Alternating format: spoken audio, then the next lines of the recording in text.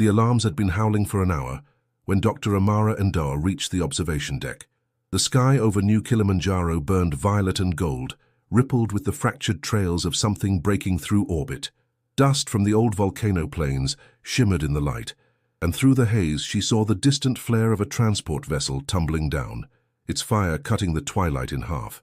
"Crash vector?" she asked, tightening her braid into a knot. Her AI assistant Shango answered in its smooth, rhythmic tone.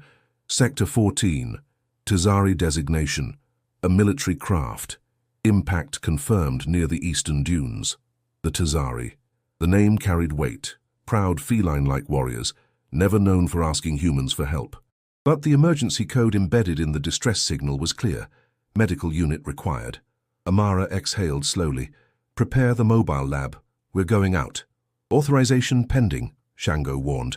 "Command has not—" "Then I'll take the blame later," she interrupted. "Lives come first." The rover's engines roared to life. The desert unfolded beneath a twilight sky as Amara drove across the dunes. Wind carried the scent of ozone and iron, a storm brewing somewhere far off, whispering through the grass fields. She thought of her grandfather's words. "When the sky shatters, child, it means the universe is asking for a healer." By the time she reached the crash site, night had deepened. The Tazari transport was a twisted crescent of black metal and scorched hull fragments. Her boots crunched over alien alloy. A faint hum pulsed from the wreckage, mixed with guttural breathing. Survivors. "Human approaching," a low voice growled from within. "Identify." "Dr. Amara Ndoa, biomedical engineer, Uhuru Base," she called, hands raised. "I'm here to help." There was hesitation. Then a form emerged from the smoke, tall, muscular, with obsidian fur streaked in silver. His left arm hung in ruin, severed at the elbow, metal and bone fused together in agony. His eyes, golden and wary, locked onto hers. "I am Captain Qatar of the Tazari Vanguard," he said. "Your kind does not touch ours." Amara took a step forward. "Today we make an exception." Behind her, Imani Cole arrived with the field medkit, her armor glinting under the scattered starlight. "We don't have long," she muttered. "The reactor's leaking." Qatar's breathing hitched.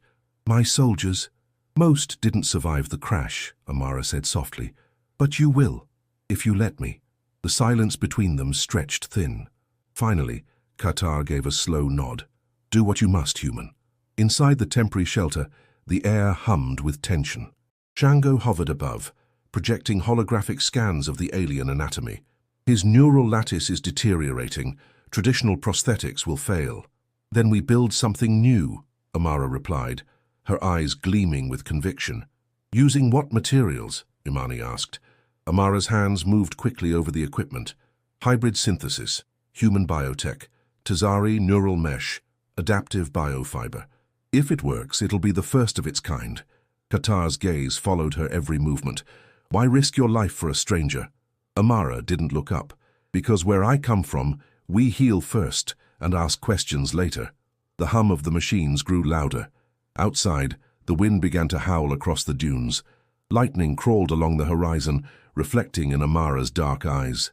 She worked tirelessly, syncing circuits to nerves, weaving human science with something older, something she could almost feel in her chest. When the connection finally stabilized, Shango spoke quietly. "Integration complete. Vital signs steady." Amara leaned back, wiping her brow. "You're going to live, Captain." Qatar flexed the new limb, still unconscious, unaware of the miracle stitched to his body. The prosthetic shimmered faintly, pulsing with his heartbeat, a rhythm that sounded, to Amara, almost human. She watched him in silence, the weight of what she had done pressing down on her. For the first time she wondered if she had crossed a line, if creation itself could be too bold. As the storm rolled over the desert, she whispered to herself, maybe healing him will heal something greater. And somewhere, beyond the shattered sky, the universe listened. The medbay's lights flickered as dawn crept over the edges of Uhuru Base. The world outside was quiet, but inside the lab the hum of machines spoke of sleepless effort. Dr. Amara Ndoa stood by the containment glass, watching Captain Qatar's chest rise and fall under sedation. His new arm glowed faintly with internal circuits, its color shifting between deep bronze and obsidian, mirroring both human craftsmanship and Tazari biology. Imani entered, a mug of bitter Kavanagh in hand. You've been here all night again. He's not going anywhere. Amara didn't answer immediately. He shouldn't have survived the neural rejection. The arm's readings are different. It's adapting faster than expected, almost as if it's learning from him. Or from you, Imani said, setting the mug beside her. You linked your neural signature during the integration, didn't you? Amara hesitated. Just a fraction. To stabilize the feedback, it shouldn't have left an imprint. Shango's voice chimed in, calm and measured. Correction. Minor imprint detected in bio-neural resonance. Shared memory nodes have formed between subject and creator. Imani folded her arms. In plain English? It means, Amara said quietly, a part of me is in there. They both turned as the door slid open and two Tazari officers stepped in, tall and imposing in their silver armor. Their translator devices emitted a low hum as one spoke. Human scientist. The Council of Claws demands assurance. What did you implant in our captain? Amara straightened. A prosthetic arm designed to replace what he lost. Nothing more. The officer's eyes narrowed, feline pupils constricting. Your species meddles with things it does not understand. You merge spirit with metal. That is forbidden among the Tazari. Imani stepped forward. Then maybe your traditions should evolve. The officer's tail flicked in irritation. Blasphemy. Amara raised a hand to calm her friend. Listen, she said, voice steady. You came to us because your captain was dying. I didn't give him human power. I gave him a chance to keep living as himself. The arm is bonded to his essence, not enslaved by it. The second officer studied her silently, then inclined his head slightly. If he awakens dishonored, it will be your responsibility, human. They left without another word. When the door closed, Imani let out a breath. They don't scare easily. They shouldn't, Amara said, but fear's not the problem. It's pride. She turned back to the observation glass. Qatar's vitals pulsed across the monitors, steady but unpredictable, like a storm settling. Shango broke the silence. Dr. Ndur, protocol requires documentation of creation intent. Would you like me to record your statement? Amara nodded slowly. Begin log. Project name. The Oath of the Maker. The AI's tone softened. Ready. My purpose, Amara began, voice quiet but firm, was not conquest, not experimentation. It was healing. Humanity was once broken too. We rebuilt ourselves through faith, art and science. If this arm carries any reflection of that, let it be a bridge, not a weapon. There was a pause. Even Shango's processors seemed to slow. Imani looked at her friend with a half-smile. You sound like your grandfather. Amara chuckled faintly. He always said technology has a soul, if we remember to give it one. The faintest movement caught her eye. Qatar's fingers twitched, the new arm responding to his unconscious mind. Neural response detected, Shango reported. Amara's heartbeat quickened. He's stabilizing faster than any projection. Shango, log this. Synchronization ratio 87%. Imani leaned in. That's impossible. Amara's voice was low, reverent almost. Or it's the beginning of something we never dared to imagine. Outside the base, sunlight broke fully over the dunes, illuminating the metal spires of Uhuru like spears of gold. Amara stood bathed in the glow, the reflection of her creation mirrored in the glass between them. She whispered a quiet promise, to the man behind the glass, to her ancestors, to herself. No machine should just obey. It should remember why it was made. The hum of the prosthetic deepened, almost answering her words, as if the arm itself had taken the oath. The room smelled faintly of sterilized metal and synthetic air. Every monitor hummed with quiet tension as Amara prepared the surgical station. Qatar's vitals pulsed steady but fragile on the display, each line a silent reminder of the risk she had chosen to bear. The prototype prosthetic lay suspended in a field of magnetic light, its surface alive with threads of silver and black fiber that rippled like muscle beneath translucent alloy. Imani stood by the door, arms crossed. You know there's no going back if this fails, she said softly. I know, Amara replied. But if it works, it's going to change everything we think we know about living metal. Or get you court-martialed, Imani muttered. Amara smirked. Greatness rarely starts with permission. Shango's voice cut through the low hum. Calibration complete. Neural receptors aligned. Tazari genome integrated with human biotemplate. Estimated compatibility 64%. That's barely stable, Imani warned. Amara's gaze sharpened. Then we'll make up the difference with precision. She placed her hands on the console and began the sequence. The prosthetic lowered slowly toward Qatar's shoulder, guided by a lattice of light. The air thickened with electromagnetic charge. Amara could feel it through her gloves. The vibration of power, the silent pulse of something halfway between science and prayer. Shango began the countdown. 5, 4, 3. Amara exhaled. Begin fusion. A searing flash filled the room. Qatar's body arched, his jaw tightening in pain, though he remained under sedation. Amara's fingers flew across the interface, adjusting current flow, realigning pathways, forcing human nanofibers to bind with alien nerve tissue. Neural rejection increasing, Shango warned, cortical resistance spiking. I see it, Amara said, voice calm but taut. Sweat rolled down her temple. Come on, Qatar, work with me. The prosthetic convulsed, trembling as if alive. Circuits screamed. For a second, the entire system threatened collapse. Amara's heartbeat thundered in her chest. Shango reroute energy from the reserve capacitor into the spinal node. Protocol prohibits. Override protocol. The lab dimmed, the lights flickering as the energy surged through the chamber. The prosthetic arm fused seamlessly with alien flesh. Qatar's body stilled, breath shallow but even. Then, for the first time, the arm moved. It wasn't random convulsion, it was deliberate. A slow curl of metallic fingers, each joint bending with fluid grace. The monitors steadied. Neural feedback dropped to zero rejection. Integration stable, Shango announced. Amara exhaled in disbelief. He did it. Or maybe we did. Imani approached, eyes wide. Amara, holy hell, that's beautiful. The prosthetic shimmered under the lab's light, veins of bioluminescent gold running through the alloy. It pulsed faintly, like a second heartbeat. Shango spoke again. Dr. Nandauer, the interface has developed spontaneous resonance patterns, unknown frequency. Amara frowned. Meaning? The neural mesh is singing. Amara leaned closer to the console. A faint vibration, almost like a hum, resonated through the room, a tone low and haunting, echoing with life. It wasn't mechanical. It was organic, intimate. Imani stared. That's coming from him? Amara nodded slowly. From both of us. The system's drawing on the neural imprint I left during the stabilization. Imani looked uneasy. You said that was minor.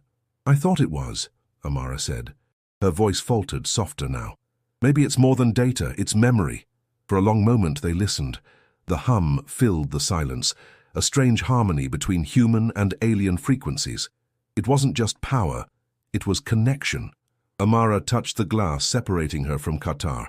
If he wakes up, he's going to feel this, not just physically, emotionally. The link might share more than motion. Imani gave her a worried look. You're not scared? Amara shook her head. No, I'm honored. The lights steadied. The hum deepened once, then quieted, leaving only the steady rhythm of the monitors. Amara turned off the main console, exhaustion creeping into her limbs. She gazed at the sleeping warrior, half flesh, half creation, and whispered, Welcome back, Captain. The universe isn't done with you yet. Outside, thunder rolled across the dunes, the sound merging with the faint echo of that impossible song. A faint tremor passed through the medbay, like the world holding its breath.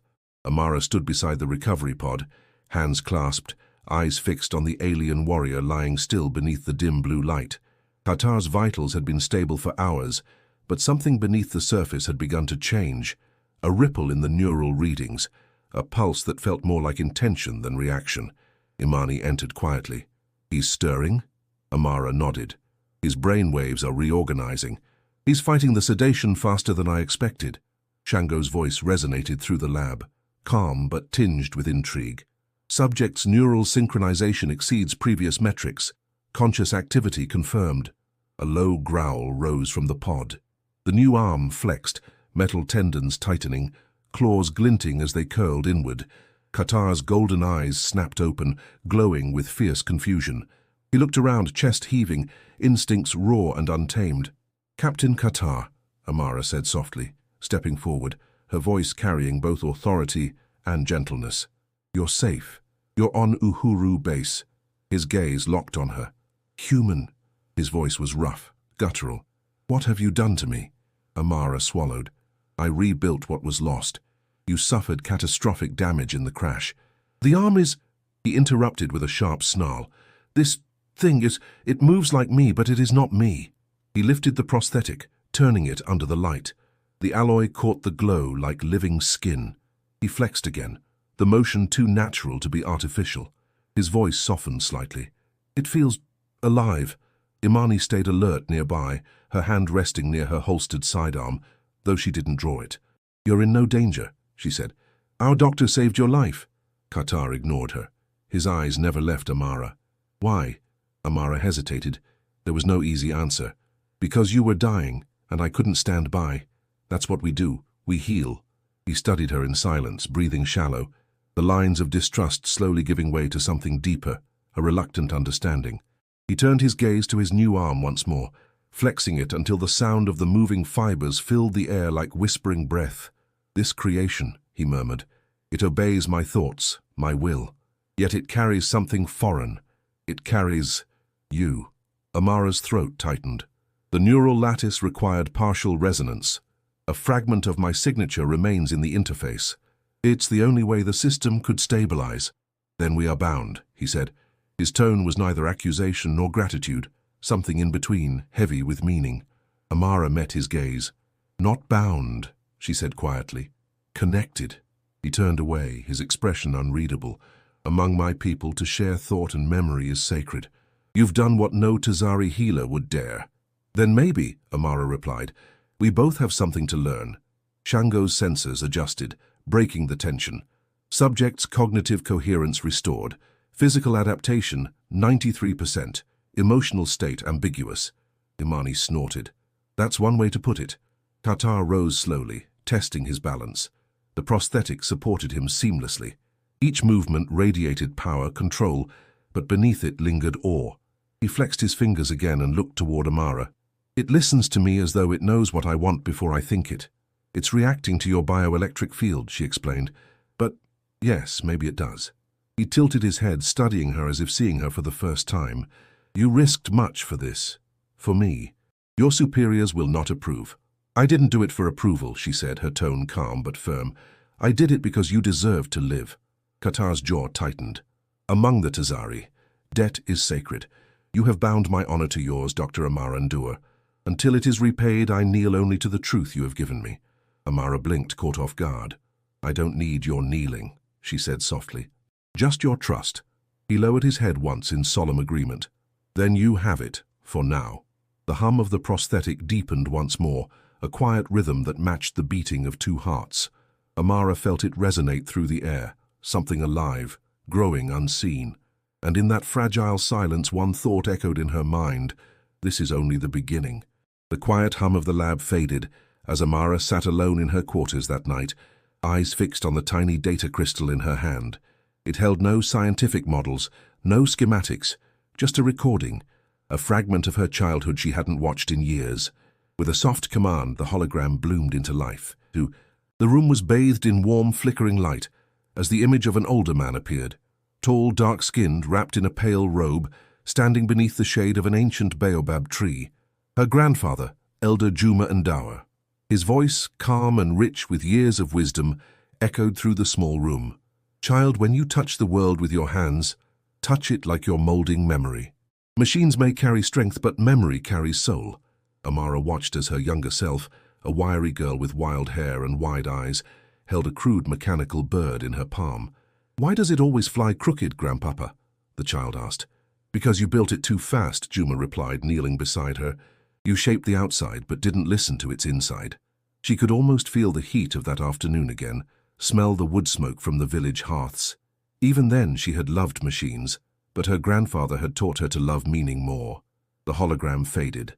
Silence returned. She glanced at her palm, remembering how his hand had once dwarfed hers, guiding her fingers around the delicate gears. He had believed machines should remember, not just function. The lab's intercom broke her thoughts. Shango's voice, soft and aware of her state, spoke. "Dr. Ndur, Captain Qatar is awake and requesting your presence." She stood, brushing past the memory like dust. The past could linger, but the present demanded action. When she entered the lab, Qatar was standing shirtless, his body marked with both scars and strength. The prosthetic arm moved with precise fluidity as he tested each motion, eyes narrowing with focus. "You built this," he said, not as a question. Amara nodded. "Yes, with elements from both our sciences. And a piece of me, I suppose." He turned to face her. "My people teach that the soul is not only in the heart but in the hand, that what we create with our hands becomes part of us. Do humans believe this?" She hesitated. "Not all, but my people do. My grandfather taught me to build as if I was leaving behind a story." Qatar flexed his fingers again. "Then this is a story I will carry into battle." She studied him. "Do you remember anything unusual while unconscious?" He closed his eyes. "I dreamed of music, drums I've never heard, rhythms strange yet familiar, and firelight, faces I don't know, but feel I should." Amara felt her breath catch.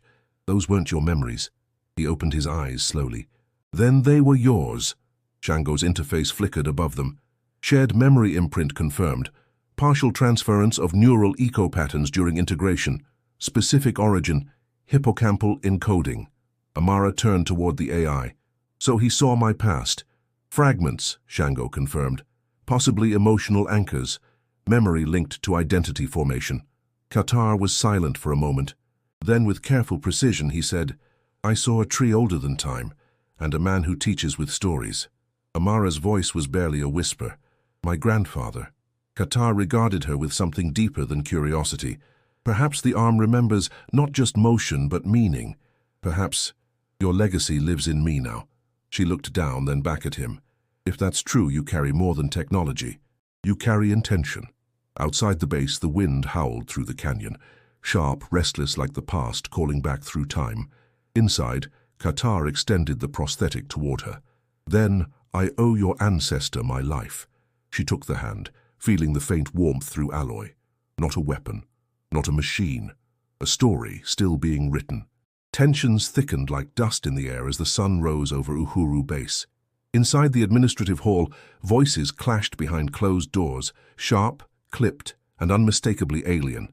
Amara stood just outside, her jaw tight, fists clenched. Imani leaned against the wall beside her, arms folded. "You know this was coming," Imani said. "You built something they don't understand. Something they're afraid of." "They asked for help," Amara snapped, "and I gave it. I didn't twist the laws of nature, I saved a life." Imani raised an eyebrow. "In the eyes of the Tizari Council, you may have done worse. You touched the sacred."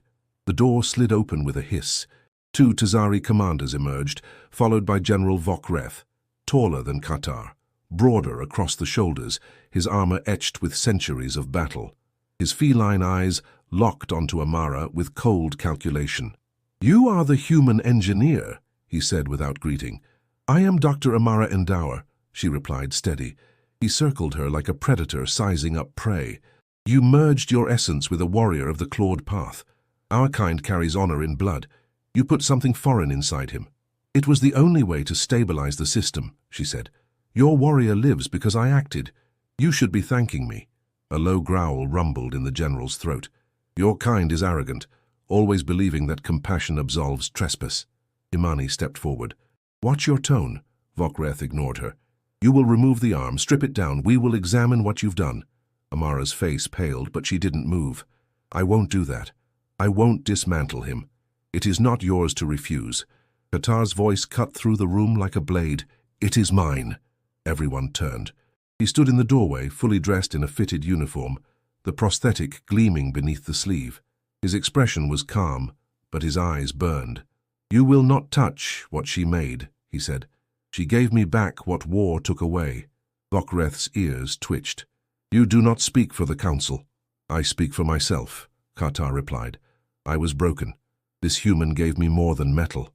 She gave me memory, choice. This arm listens to me like it knows me." Vokreth took a step closer. "And what will it do when your thoughts are not your own? When her emotions become your instincts?" Amara's voice rose. "It's not control. It's connection. There's no override, no command line. I didn't enslave him. I gave him the ability to feel whole." The room went still. Qatar turned to Amara. "If I asked you to remove it, would you?" Her throat tightened. "If you truly wanted it gone, yes." He nodded once, then looked back at Vokreth. Then that is trust, and it is mine to give. The silence that followed was heavier than any argument. Vokreth's voice lowered. Then let it be on your honor. But if she has planted something dangerous inside you, you will answer to the clawed path. I always do, Qatar said. Without another word, the Tazari officials left, boots echoing down the corridor. Imani exhaled. That went better than I expected. Qatar approached Amara. His gaze was softer now. You risked everything. So did you, she said. We both crossed lines. He nodded slowly. Then let's see where the line leads. Outside, the wind swept across the base. The morning light gleamed off metal towers and solar sails, a quiet promise of storms yet to come. But for now, there was calm. The workshop was quiet, save for the soft ticking of instruments and the low hum of atmospheric regulators. Amara leaned over her desk, reviewing the latest biometric logs. Carter's data was changing. His neural interface wasn't just stable, it was evolving. Shango's voice broke the silence. Dr. Ndawa, new telemetry from the prosthetic interface has registered unclassified patterns. She looked up. Unclassified how? Memory echoes, emotional resonance sequences. They're not from the initial imprint. Her brow furrowed. So they're not mine. Correct. They originate within the subject. Before she could respond, the door slid open and Qatar stepped in. His movements were fluid, almost graceful now. The arm no longer looked separate from him. It moved like it had always been there. I felt it again, he said, voice low. This morning, while training. Amara stood. What did you feel? Not pain, not data. He held up the arm, palm facing her. I remembered something I never lived. She moved closer. Describe it. Qatar's gaze drifted to the wall behind her, but his mind was elsewhere. A song, percussion, rising and falling like breath, and hands, dark hands, guiding mine through pieces of wire and bone. Her chest tightened. That was my memory, from when I was a child. No, he said, not exactly. It didn't feel like a memory. It felt like instinct, like something waking up inside me that always belonged there. Shango chimed in again. Resonance feedback continues to grow. The prosthetic is adapting not only to his motor functions, but to his emotional and mnemonic networks. So the arm is remembering, Amara whispered. Or teaching, Qatar added. It's hard to tell which direction it flows anymore. They stood in silence, the air between them dense with unspoken questions. Amara walked over to the arm's control interface. Let me run a deep scan. He nodded, and she activated the diagnostic field. Thin beams of light traced the prosthetic structure, flickering with complex data streams. She watched as patterns emerged, not mechanical blueprints, but fractal signatures that mirrored synaptic pathways. This isn't just tech, she murmured. This is behavior, memory encoded as reaction. Qatar lowered his arm slowly. When I fight, it anticipates my movements. When I think of home, it feels warm. She blinked. You feel warmth from it? Yes. As if the metal remembers being flesh. Amara stepped back. Then we've created something new. Not just a machine, not just a limb. It's a kind of extension of consciousness. Qatar's tone was almost reverent. Then it is more than a weapon. Amara nodded. It's a vessel, one that holds not just your strength but your story. And mine. Qatar looked at her with a new clarity in his eyes. You said once that healing one of us might heal more. Perhaps this arm is a beginning. A long pause followed. Then he asked, do you ever regret it, giving part of yourself to me? Amara considered the question. At first I was afraid, not because I lost something, but because I didn't know what I gave. But now, she placed her hand gently on the metallic fingers. I think I gave exactly what I needed to. The arm pulsed faintly under her touch, as if acknowledging her words. Shango's voice returned. Dr. Ndawa, incoming transmission from the Concord Ethics Committee. Tribunal meeting scheduled in 24 hours. Amara's stomach turned. It's starting. Qatar stepped forward. Then we face it together. The lab quieted again, the hum of machines now filled with meaning. In the silence, both understood. This was no longer about science or survival. It was about what it meant to create something that remembered not just who you were, but who you dared to become. Rain fell over Uhuru Base for the first time in weeks, a thin curtain that draped the glass towers in grey silence. The storm had rolled in with the dawn, But the real turbulence was already brewing within the High Council chambers. Amara stood before the central panel of the Orion Concord's Ethics Committee, her hands steady at her sides, though her heart thudded against her ribs like a warning drum. A dozen delegates, human and alien, watched her through shimmering displays. Their eyes weren't unkind, but neither were they forgiving. "You admit," said High Chancellor Renova, voice clear and sharp, "to bonding an experimental human-designed neural prosthetic to a Tazari military officer without prior ethical review or cross-species authorization?" Amara didn't flinch. "Yes. And you further admit that said prosthetic has demonstrated unexpected behavior, including the exchange of memory and emotional imprints between donor and host." "Yes," she said again. Murmurs rippled through the chamber. On a side screen, Qatar stood behind the glass of an observation room, flanked by two silent Tazari guards. His expression was unreadable, but his posture was unyielding, watching, listening. Renova continued, "Such integration may be viewed as a violation of interspecies sovereignty. How do you justify it?" Amara inhaled slowly. "By the same principle your charter was built on, unity through understanding. Qatar was dying. No known Tazari method could have saved him. I didn't just repair a body. I preserved a life. I acted on the urgency of necessity, not ambition." Another voice spoke, Ambassador Gathun of the Vrali, his tone skeptical. "Yet the device now behaves unpredictably. Your AI reported cross-boundary resonance. That is not healing. That is interference."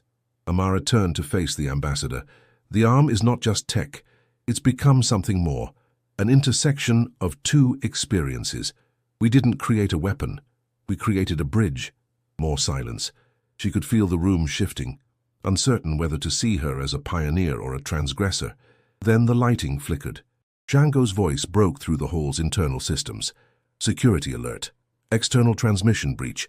Unauthorized docking detected at Uhuru Perimeter Gate." The committee turned as screens lit up with live feeds. 3 unidentified ships descending fast, heavy plasma signatures marking their path. Red lights bathed the chamber. Imani's voice came over Amara's comm. "We've got incoming. And it's not friendly." Outside, alarms screamed. A shield flare rippled across the dome. In the distance, energy blasts lit up the storm clouds. The council erupted in voices, protocols, panicked instructions. Amara rushed toward the doors as Shango relayed more data. "Unknown faction, origin uncertain. No response to hails. Their target appears to be..." The feed cut out. Amara ran. Down the corridor, emergency lights pulsed crimson against the white steel walls. Rain battered the transparent canopy above like thousands of impatient fingers. As she neared the secure wing, a muffled boom echoed through the base. Smoke filled the air. She turned the corner and stopped cold. 2 security officers lay unconscious, the wall behind them scorched. The door to Qatar's chamber stood open, half-blown, sparks sputtering from the frame. Inside she saw movement. Qatar standing over a collapsed attacker, his prosthetic arm glowing with a pulsing light she hadn't programmed. He looked up at her. "They tried to take me." Her voice was breathless. "Are you hurt?" He shook his head. "No. But one of them was Tazari, and one wasn't." That landed heavy. Shango buzzed through her earpiece. "This attack wasn't random. Someone wanted your creation silenced." Amara stared at Qatar, his arm still humming, the air around it charged with something she couldn't explain, and suddenly the trial seemed like a distraction. "Then we're not just under judgment," she said. "We're under threat." Qatar's expression sharpened. "Then let them come. This time I don't fall alone." The storm outside raged louder. Smoke curled through the corridor like a living thing, trailing the scent of plasma and scorched alloy.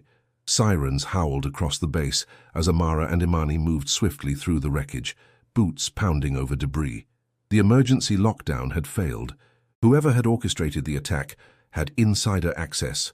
"Multiple hostiles confirmed in Zones 7 and 9, Shango relayed through their earpieces. "Life signs suggest mixed species. No Concord identification tags." Imani kept her weapon drawn, sweeping corners as they advanced. "It's a hit squad. They knew where he was." "They came for Qatar, not the base." Amara's breath came fast, adrenaline mixing with fear.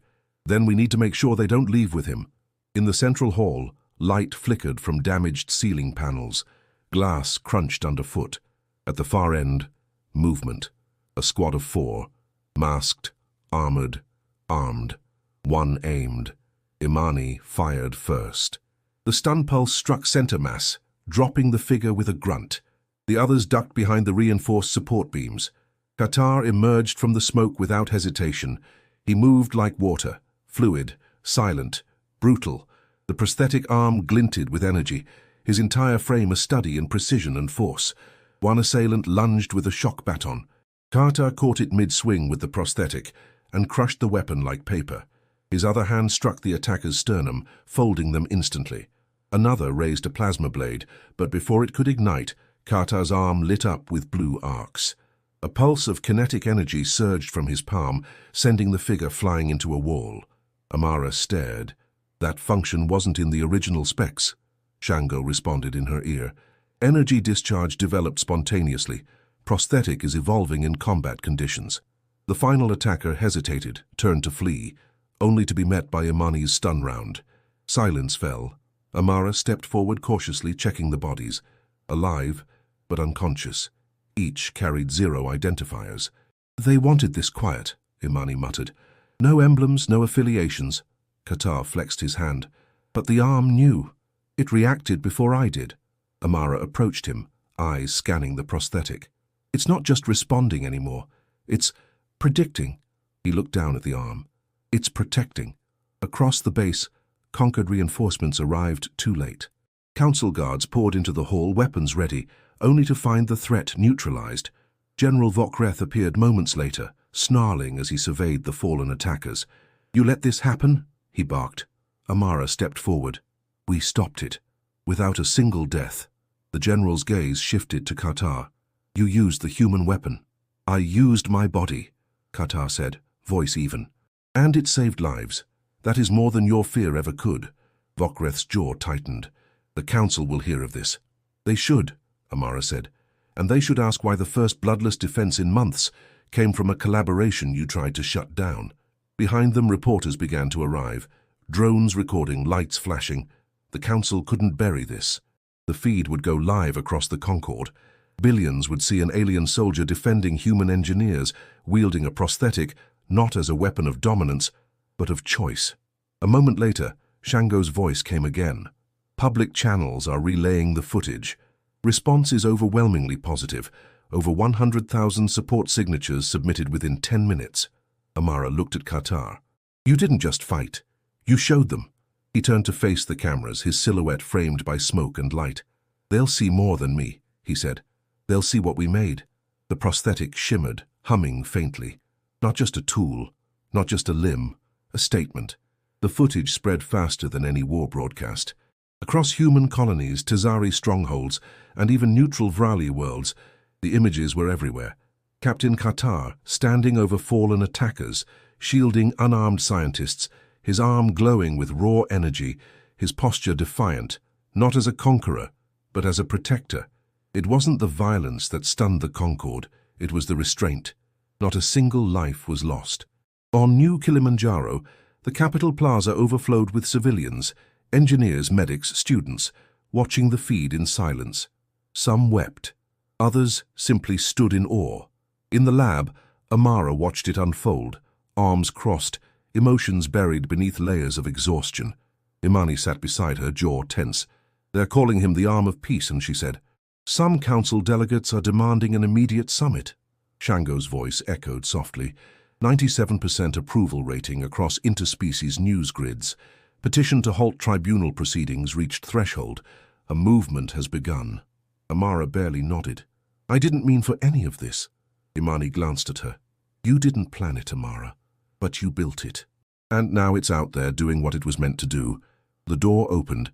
Qatar entered slowly, still wearing the torn sleeve of his uniform, the prosthetic visible and unmarred. They kneel now, he said quietly. Amara turned to him. Who?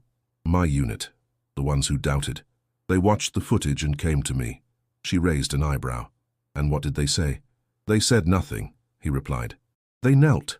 Amara's breath caught. She knew the gravity of that gesture. Among the Tazari, kneeling wasn't submission, it was reverence, offered only to those who saved a warrior's soul. Qatar stepped forward. They see the truth, that what I carry is not shame but honor. They feel it through the arm, through you. Amara looked down, suddenly overwhelmed. It's just a prosthetic. A tool. No, he said. It's a story, one that lives now in more than just us. Outside, bells rang from the city temples, low, resonant tones carried through the misty air. Elders gathered in circles, whispering prayers of thanks, not for victory, but for mercy shown in the face of fire. Shango interrupted gently. Captain Qatar, a message from the clawed path. The elders request a ritual audience. They wish to witness the arm and the maker. Amara looked up, startled. They want to see me? They do, Qatar said. You are now part of the path, whether you ask to be or not. She stood slowly, shoulders squared. Then I'll stand before them, not as a savior, just as a healer. He regarded her with something close to warmth. That is why they will listen. As they prepared to leave, Imani grabbed Amara's arm. You know what this means, right? They'll try to pull you into their politics, their doctrine. You'll be a symbol, whether you want it or not. Amara nodded. Then I'll choose what kind of symbol I become. She paused, turning to Shango. Record entry. Title, Reverence. The AI responded, Recording. She spoke firmly. This is not a tale of dominance nor invention. It is the story of two beings who chose to meet halfway, where science ends and memory begins. May the arm never forget where it came from, nor who it serves. Qatar stepped beside her, lifting the arm as light shimmered across its surface. It remembers. Together they stepped into the coming dawn, through the halls of code, memory, and bone. The world watched. And for the first time in generations, it didn't see war. It saw reverence.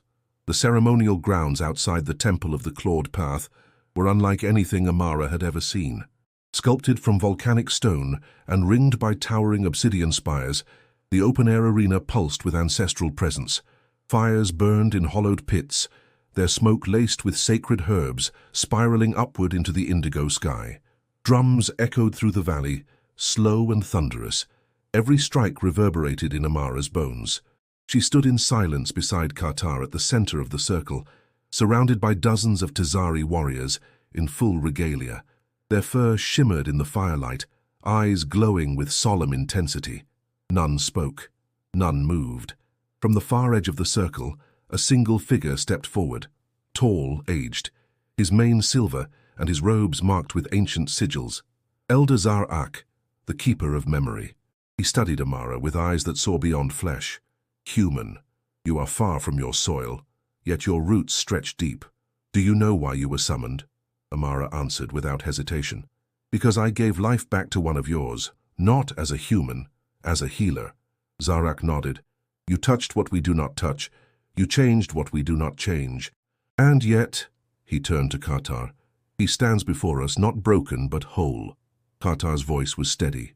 I am more than I was, and I am not less Tazari because of her. Zarak looked to the circle. Then let the path bear witness. He raised his staff high. A deep chant began to rise, old and resonant. The warriors began to move, slow, deliberate, one by one stepping forward and kneeling. First 3, then 10, then the entire ring. Dozens of Tazari, warriors of blood and battle, dropped to one knee in reverent silence before Amara. Imani, standing near the perimeter, whispered, What the hell? Amara could barely breathe. Her hands trembled, her voice caught. Why are they? Zarak answered before she finished. In our culture, kneeling is not submission. It is the honoring of one who changes fate. You have done what none dared. You gave us back a warrior and returned him with more than flesh. You returned him with purpose. Qatar stepped forward. He looked Amara in the eyes and spoke for all to hear. I once believed healing was weakness. Now I see it as power. Through your hand, I found mine. Amara blinked against the sting in her eyes. I never meant to become part of your legend. Zarak's expression softened. Then you are worthy of it. The kneeling warriors rose in perfect silence. The drums stopped. Only the wind remained, moving softly through the stones. A new voice broke the hush, Shango transmitting through her earpiece. Dr. Endure, transmission from Conquered Command. The tribunal has been dissolved. Charges dropped. You have been granted full recognition under the Multi-Species Innovation Act. Amara closed her eyes. Relief crashed over her like a wave. Qatar stepped beside her. They saw what you did, and they understand now. Amara shook her head quietly. Not all of them, not yet, but maybe now they'll listen. Zarak raised his staff once more. Then let the story begin. All eyes turned to Amara, not in worship but in respect. She was no longer just a human scientist. She was the bridge, the threshold between pain and progress, and for the first time she allowed herself to believe it. The sound of children's laughter echoed through the courtyard of the Uhuru Institute, where solar trees bloomed and glass sculptures shimmered under the late morning sun. A group of younglings from multiple species chased a floating learning drone, their laughter dissolving into a rhythm that felt older than the place itself. At the edge of the garden, Amara sat on a stone bench beneath a flowering acacia, watching quietly. A soft breeze moved through her braids, carrying the scent of dust, blossom, and something faintly metallic. Beside her, an old Tazari artisan tuned a hand-carved instrument made from recycled alloy and wood. It sang with each pluck, a blend of metal hum and ancestral string. "They say you stitched a new kind of music into him," he said without looking up. Amara smiled faintly. "I didn't mean to." The artisan grinned, sharp teeth peeking through. "The best songs aren't written. They just arrive." Across the garden, Qatar stood beneath the teaching canopy, surrounded by students. He demonstrated how the prosthetic responded to muscle intention, adjusting its movement with small, precise thought. The arm moved like silk, pulsing faintly as he explained. The students listened, wide-eyed, their styluses paused in mid-air.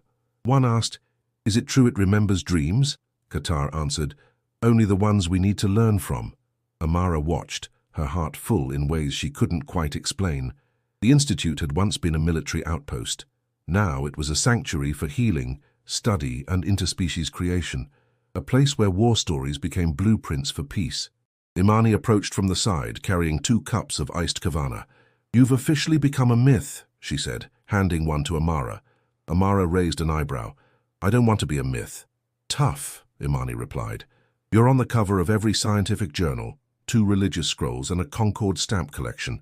Also, some kid in orbit just named a hover rig after you." Amara groaned.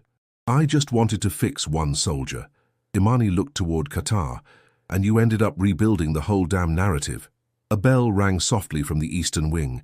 Elder Juma's memorial service was about to begin. Amara stood slowly, her hands trembling just slightly. She hadn't spoken since the message arrived 2 nights ago. Peaceful, they'd said. In his sleep, surrounded by the wind chimes he loved. Now she approached the stone altar beneath the baobab tree he'd once told her stories under. The gathered guests fell silent. She placed a simple crystal figurine on the platform, shaped like the hand of the prosthetic, but open and upward, holding light. Clearing her throat, she began.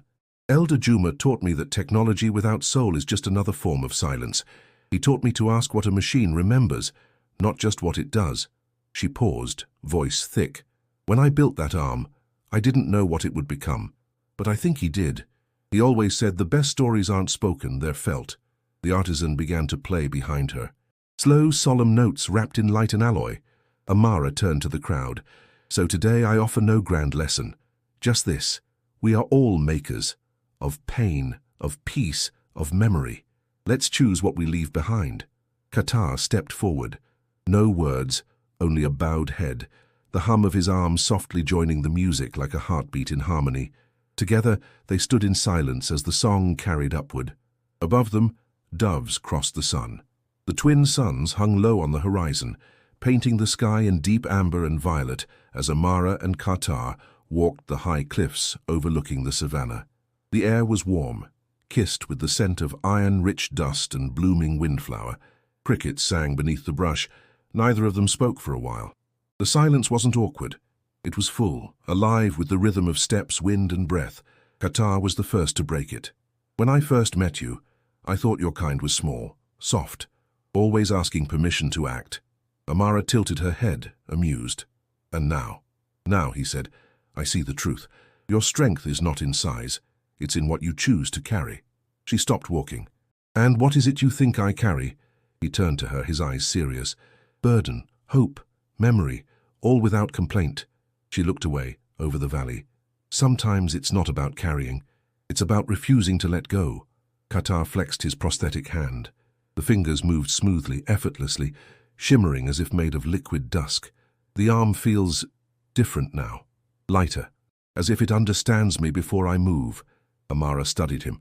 That's because it does. It's no longer adapting, it's learning. He frowned slightly. Learning what? She stepped closer, placing her hand gently over the back of the prosthetic. Who you are, what you've lost, what you fear, what you protect. It's an extension now, not just of your body but of your intentions. He stared at the hand almost reverently. Then it is alive. Alive enough, she said softly. Alive in the ways that matter. He looked at her, something heavy and real in his gaze. Sometimes when I sleep I see through it. Places I've never been, faces I don't recognize, but I feel peace there. Amara's breath caught. You're seeing echoes of me. I know, he said, and it doesn't frighten me anymore. The wind picked up slightly. Clouds drifted past the suns, casting moving shadows across the earth. You know, she said after a moment, when I first began designing prosthetics, I never imagined they'd become anything more than tools. Qatar nodded. That's because you were building for function, not for truth. She turned to him again. And what is the truth? That this, he said, lifting the arm, is not a replacement. It is a continuation, a bridge across what we thought were boundaries. They stood in stillness, the last light of day washing over them. Then Amara said, I don't know what happens next. I've never been this far beyond protocol. Qatar smiled faintly. Then we stop measuring by protocol and start measuring by meaning. The arm pulsed gently like a heartbeat in sync with the earth itself. Amara touched her palm to it once more. Speak then, she whispered to it. If you remember us, speak through him. Qatar looked at her. You believe it can? She nodded. Not with words, but with choices. And somehow he understood. He looked out at the world and said, Then I choose to carry you with me, wherever I go. Their eyes met, not in ceremony or science, but in understanding. A quiet, powerful agreement forged between memory and will. Below them, the valley swayed with tall grass, the wind moving like breath. Above, the stars blinked into view, ancient witnesses to a new kind of legacy. The hand did not glow. It did not speak, but in that moment it didn't need to. It remembered. The plaza of Uhuru Base had changed. Where once stood a bare staging ground for emergency launches and military drills, there was now a sprawling, open forum shaded by solar canopy trees.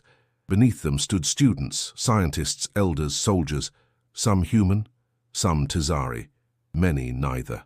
All gathered for the official founding of the Unity Division. Amara stood on the upper terrace overlooking the crowd, dressed in a simple blue robe embroidered with the symbol of her late grandfather's village, a spiral within an open hand. It was the first time she'd worn it in public. Shango spoke softly through her earpiece. Population count in attendance, 12,442. Stream viewers, 8.1 million. Average viewer retention, 96%. Your legacy is secure, Dr. Ndoa. She smiled faintly. Legacy is only real if someone carries it forward. Behind her, the doors of the newly named Ndoa Institute stood open, its atrium already filled with interactive exhibits, prototypes of adaptive tech, and wall-length story panels recounting the tale of Qatar's recovery. The first exhibit wasn't the arm. It was her grandfather's voice, a recording looped continuously, billed with memory, shaped with care. The heart listens even when the mind cannot. Qatar approached, now dressed in ceremonial armor lined with white filament. The arm was no longer glowing. It didn't need to. It had become an extension of stillness and resolve. They asked me to speak first, he said, his tone quiet. But I told them it wasn't my voice they needed to hear today. Amara glanced at him. You're part of this too, he nodded. But you are the one who gave the story breath. They walked together to the central podium. Silence fell over the plaza as Amara stepped up. She paused, then began. When this place was built, it was meant to be a fortress, a line drawn between what we feared and what we didn't understand. But lines aren't always boundaries. Sometimes they're invitations. She scanned the crowd, taking her time. You all know the story by now, how a soldier lost his arm and a scientist found her courage. But what you see here now, this isn't the end of that story. This is what comes after. She gestured around her. The Ndoa Institute isn't a monument. It's a beginning. A space for building not just machines, but meaning. where we ask what our tools remember and what they can teach us if we listen. Her voice caught slightly, but she continued. Some of you may have heard my grandfather's voice in the archives. He taught me that healing isn't about perfection. It's about presence, about showing up when it's hardest and choosing to stay when it's easiest to walk away. She paused. The breeze lifted her words and carried them outward. I didn't give Captain Qatar a second chance. He gave it to me. He trusted me when protocol failed, when fear ruled, when history told us we shouldn't meet at all. Qatar stepped forward beside her, and because she reached across that line, I was made whole, not just in flesh but in purpose. The crowd stirred, not with noise, but with feeling. Amara concluded, so I ask all of you, students, builders, warriors, when you create, don't just ask what your hands can do. Ask what they can remember, what they can honor. The silence that followed was full of breath, of belief. And somewhere deep inside the institute, the arm, its first prototype now housed beneath glass, responded with a faint hum, as if it still remembered her touch. The Unity Division's inaugural ceremony reached its peak as delegates from across the Orion Concord gathered in the central hall.